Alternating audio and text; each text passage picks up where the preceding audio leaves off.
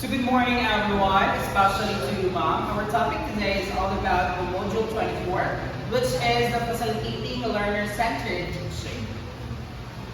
So we get affected not only by the psychological climate in the classroom, we are also affected by the physical condition of the learning place. The learner is put at a disadvantage when the classroom is crowded, dark, and damp. We hear the teacher saying, "It gets into my nerve when students are unnecessarily noisy and unruly in a classroom that is topsy-turvy." The physical learning environment matters too in facilitating the learning. So the environment where learning takes place has a major impact not only in students but also in teachers. The psychological climate, but also the physical environment, like the ventilation, the chairs, the overall comfortability of the student. Next, the physical learning environment has something to do with the condition of the classroom, the immediate environment of the learner. A conducive physical learning environment is one that first allows maximum interaction between teacher and students and among students. So, like for example, ang classroom is crowded, which means that there are a lot of students inside. So probably, ang teacher is may some limited interaction sa student, especially sa mga students nga at the back. Because damo ang student, ikit sila, kung mag-istorya lang naman, it can cause noisy. No? So if that's the case, the teacher will have limited interactions with students, especially sa students at the back. And para naman siya ma-solve, first is dapat ang classroom is not crowded. Okay? And by that, probably, may some huge amount of interaction ang students and the teacher. Next is allow students movement without unnecessary distraction. So one thing about the classroom is ang mga chairs is very dikit-dikit.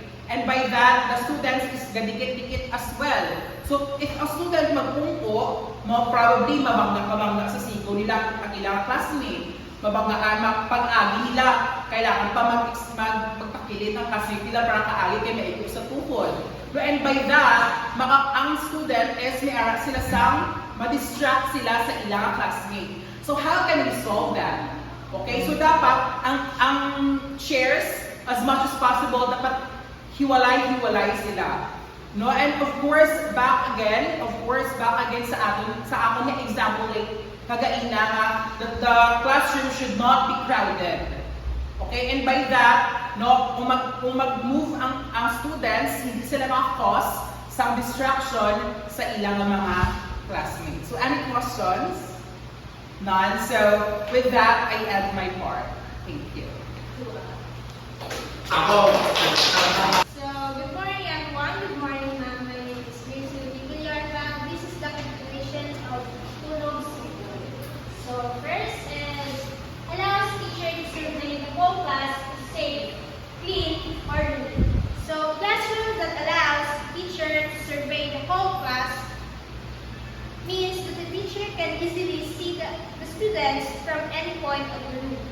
This helps the teacher monitor students' behavior, maintain attention, and provide help when needed. When the classroom is safe, clean, and orderly, it creates an environment where different students can focus on learning without distractions or hazards. So next is well-ventilated, spacious, and adequately lighted, and makes possible the arrangement of chairs as the needs arises. So the classroom has good air, enough space, and proper lighting, allow the chairs to be moved easily for different activities or needs. Next is let us forget the fact that while the physical condition of the classroom and persons, students interact with the institution, their immediate environment, our students are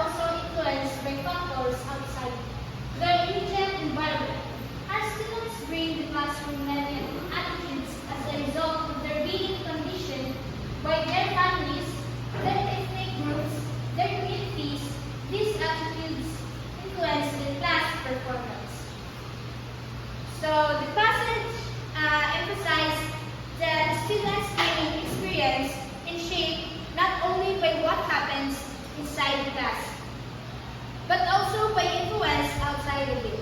Inside the classrooms, factors such as the physical environment, like lighting, cleanliness, seating arrangement, and interactions with teachers and classmates directly affect how students learn. So that's conclude my report. Thank you.